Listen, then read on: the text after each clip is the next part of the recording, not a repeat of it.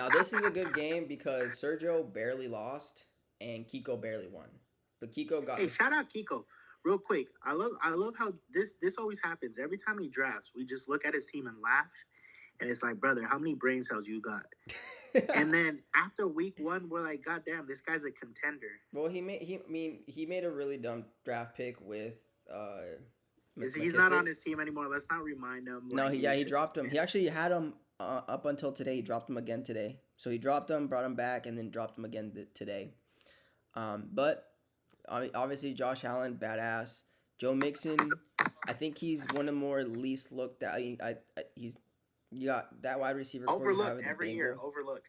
I agree. I think he's a top 10 running back in the league. I just think he gets overlooked by everything else around in that Bengals organization. But let's start from the top. This is a really good game. I think both. I mean, Kiko has something to prove. I think Sergio has something to prove because he just barely lost. But Kiko did have the second highest score at like 155 or something like that. So he's barely just underscored by me. But let's start it. So Josh Allen, I think, is going to be your winner every time. Like you can't go against unless it's Patrick Mahomes with a really good like thing. But I don't know, man. I think Allen surpassed Mahomes. I think. No, I agree. I think Allen as a you put him quarterback, up fantasy wise, fantasy-wise, it's not even obviously it's a little question. different. But Josh Allen, you always take Josh Allen unless it's against Mahomes in a head to head. I think Aaron Rodgers really has something to prove though. Chicago's not great. But he's got nothing to prove. He's still the greatest quarterback to ever live. Oh, Yeah, I but agree as with far you as there. But this was a fantasy-wise, terrible start. Yeah, no, to this the is the season. thing. This is goes to even if Aaron Rodgers dropped 35 points last week, I'm still going Josh Allen just because of the weapons he has in the offense. Like he's younger, agile. Right now, I think it's a no-brainer. Allen just takes the cake. It's not even. It's no doubt. Yeah, but Sure. I think G's kind of right in the point where Aaron needs to give Serge 20 points Yeah, if he wants to contend. He needs to have a comeback game, and also like Dubs or Dabs, however you say his name, you can't be dropping passes for him. it wasn't even Watson, Dubs. it was It Watson. was, That's it. it was Watson, bro. It was The Watson. rookie. Yeah, They're both I don't rookies. But yeah, I agree. I think we have to go Josh Allen. That's a no-brainer there. That's a good pickup. Here's one thing, and I don't know if people will get this far in the video where they're watching theirs. Every year, people end up saying, don't draft a top 3 quarterback because you can get the same thing in the round 8. Okay, I get that, but here's the thing. If you have Josh Allen, this dude is certified giving you 25 to 35 points every week. Mm-hmm. Russell Yeah. Wilson gave me 18. Awesome. But, dude, if I can get an extra possibly 12 points. 20 points or 10 between 20 points, like, dude, why not? So, honestly, even same thing with Pave. Every year he takes Patrick Mahomes in the third or fourth, and everyone goes, why are you taking him? It's a waste of a pick. same with Lamar. Well, when your quarterback gives you 14 points and you're happy about it, but when Mahomes gives you 35, that's why. So, I mean, to the people that took quarterbacks early, and I mean, the only 2 quarterbacks that matter are Josh Allen and Patrick Mahomes, hats off to you because you're getting 25 and 40 points every week, guaranteed. So, Yeah. I just wanted to make that. So, Josh Allen takes a dub here. Here's where I'm going to go. Regarding Serge being my dad, I'm basing it off as this. Jonathan Taylor dropped 27 points last week. Okay. Yeah, Joe Mixon dropped 21. Jonathan Taylor is going to eat against Jacksonville. And here's what I'm going to jump to the next one. Christian McCaffrey started out slow. Okay. 15 points. The crazy part is if your running back gets you 50 points, you're happy. If McCaffrey gives you 15 points, you're pissed because McCaffrey can give you 35 points. Yep. Yeah. I think with week 2, and I love Saquon, this has nothing to do. I'm going, McCaffrey is still the Patrick Mahomes of running backs because he can do the most. I am strictly already going Taylor and McCaffrey. No question. That's just me. Nah, we Taylor kind of Saquon for roasted me. Kiko with the Saquon Barkley pick at the beginning because he drafted him in the second or the third. Second. I mean, it ended up He working. was on his way back. Through week 1. It was a great pick. You got to hand it to I him. think he'll end up being number 1 in fantasy. To be honest, I do not I think think that. Christian. I think Christian is going to be 15 to 20 points a game, but I don't see him blown up anymore. Who they You gotta play last protect week? him, bro. Who You they play can't- last You week? can't work him. Check who they play last week? They play the Browns. No, Cleveland Browns. Giants. Giants played. Titans. That's not Yeah, bad. Tennessee. It was a low-scoring game, And wasn't it? Saquon did all the work. Yeah.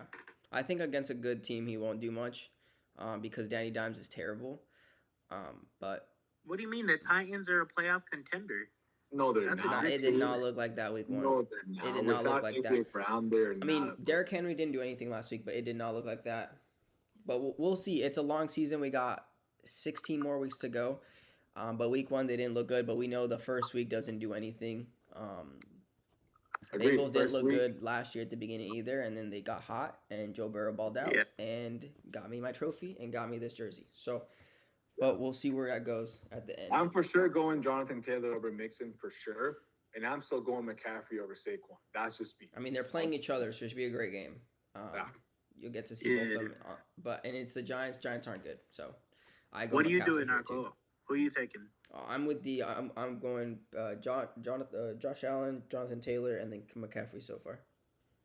Okay, I'm going Taylor's Barkley on that. Okay. And then here's where it gets not hard. If Jalen Waddle did not have, I mean, Jalen Waddle and Jerry Judy are the same thing. They have that one reception that went for a touchdown. If you take that, that is almost 40 yards plus 6. That's an extra 10 points. That's gone. 10 points. He would have had 8. That's, I mean, and great. Like they can do that too. So Michael Thomas was clearly the number one red 2 zone target. touchdowns. Yeah. He's almost back to the form. Hey, like I Slam said, Boy I'm at not- his finest. 2 touchdowns, 51 yards, 7 receptions. Yeah, I'm going Michael Thomas over Waddle because Waddle, he's a number 2, and like I said, if he doesn't have that one play, he's average if anything, Mhm. right? And it's Tua versus Winston too. I mean, Winston might get 3 interceptions, but he's going to sling the ball for 300 yards. Yeah, so I'm going Thomas. That's just me. No, I agree. Slam Boy is it. Yeah, me too. The next one, I want to say something about Judy. If Judy doesn't have that big 50-yard touchdown, that's minus 11 points. But I can't trust any receiver in Pittsburgh. No, not at all. I actually do like the Trish's Judy ass. pick. I think Judy plays in the slot a lot more. I think that's better for Russell. We all know Russell loves the slot receiver with Tyler Lockett. I don't think that touchdown was a fluke for Judy. I think he's going to do that more often. I agree. Claypool, I'm not a fan. Like I said, I mean, he had that one good season 2 years ago, but he's been just irrelevant after that. He had 18 So, yards. Yeah, so I'm going Judy. I'm going Judy. I No agree. break. Same No as well. brainer. I think the next one's a no-brainer either. Next one, same thing. Mark Can Andrews. you pronounce his fucking name real quick? Ogwebunam. Ogwebunan. There's no shot Ogwebunam. you guys are saying that right. Ogwebunam. Ogwebunam. Alright, Mark Ogwebunam Andrews. had 8 points for tight end. That's not horrible. Like you want 10 points. Look, Andrews only had 2 more points, right? I mean, hey, it's not a big difference. It's not like Andrews went for 20 or 15. So I think Denver's offense has to just get going. I don't think it's showed its potential, right? They're still new. They're learning Russell Wilson. Regardless, I have to go with Andrews being the number 1 tight end last year, being his number 1 option to Lamar. So no brainer, Mark Andrews. That's simple. Mark Andrews can ball out any moment. He had a 40 burger on me last year. Yeah. Out of And nowhere. They're at home against Miami, and they're going to cover that 3.5 too. Yeah. So Oh, the bets. Ooh, Oski, I look like at that. that. I got a Little nice bets. little segment coming up. You know what I'm saying for all I my like the best degenerates? session. Keep I like looking that. out. At the end, we should pull up the NFL schedule and go over the lines. Yeah. All right. Also, this next flex, look, I know James Robinson went ballistic, right? I get I it. think it's kind of fluke as well. Dude, Etienne, yes, he's a third down back. I think it's still being said. I just don't know if you can trust him yet, right? I mean, I think if he does this for 2 more games and he's like, hey, Etienne only comes down on the third downs, I see it.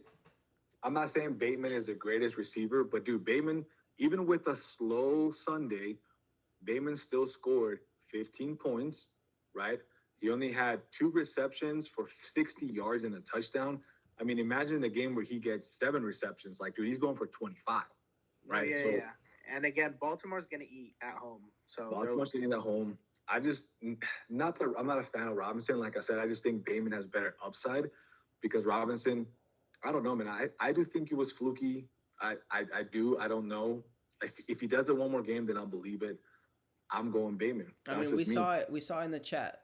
Etienne had more plays. Etienne had 70% of all passing plays, which in PPR that's huge. And then obviously Robinson had the touchdowns, but Etienne literally should have had 2 touchdowns. He dropped an easy one, and then he got overthrown on one. So Can I also say, if I'm James Robinson, I'm pissed.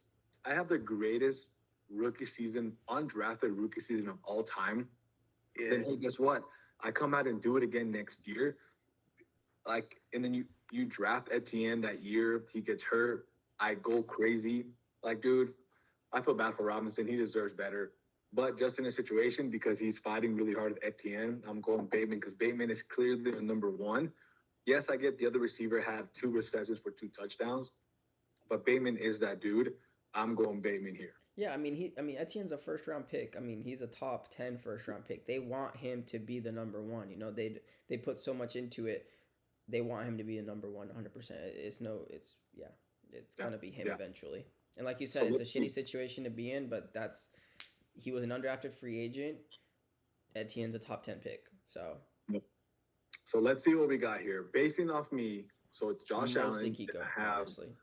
2 running backs. Then I have Michael Thomas, so that's 3. And then I gave it to Judy Andrews. And for me, the flex is what has Sergio winning. That's me as a flex. Yeah. Now, Oscar has Josh Allen, Jonathan Taylor, Barkley, Thomas, Judy, and then we gave it to Andrews, and he has Bateman. That's a 4-3. Whose dog is barking? My dog's freaking out with one of your dogs barking right now. That's Oscar. No, it's somebody outside, bro. My window's open. My bad. No, you're good. No, my dog's like freaking out, like trying to figure out where it's coming from. It's funny. So Literally, Oscar has just Kiko shut up. winning because of Barkley, and then me and Nako have Sergio winning because of the flex. Am I wrong? No, you're not wrong. Kiko is projected to win by 10 more points, though. 10 more points, but as we all know, I get it. Projections don't mean a damn thing. That's just, as much as we want to show it out and see I'm projected to be 140, yes, it's great, but come down time, projections don't mean shit. Yeah. You know what I mean? No, but 100%. Hey, we have Sergio winning. Congrats, Sergio. Congrats, Sergio. And Sleeper is really cool in showing like that weekly report. I will say that. Like going to Sleeper has made this actually a better league. It's a little difficult to look at other games and stuff, but Sleeper is a much better app than ESPN. Yeah, I love the app during the off days, but when it's game time, I just don't like it. It needs to be a little bit more accessible as far as being able to see everybody else's game. Yeah, like on ESPN, you could just press next and it'd go to the next matchup. Like yeah, you just swipe. You swipe in it. Yeah. Can I say this? If George Kittle were to play, I gave he would be projected lower, but man, I think with Trey Lance and Kittle, that's scary for Serge. Like he would have a better team. So we'll see. But I think Kittle, that's a nice little weapon for Serge. But especially on a day where it's not torrential downpour. Yep. Congrats, Sergio, on the win from me and Akko, obviously. And then Kiko, Oski has you winning, so congrats on there. But so far from this, Sergio, congrats on being 1-1 with a huge upset because right now Kiko is the second best team in the league. So congrats to you, Pops. We'll see how it goes. Geek, know where about it. We'll make some trades.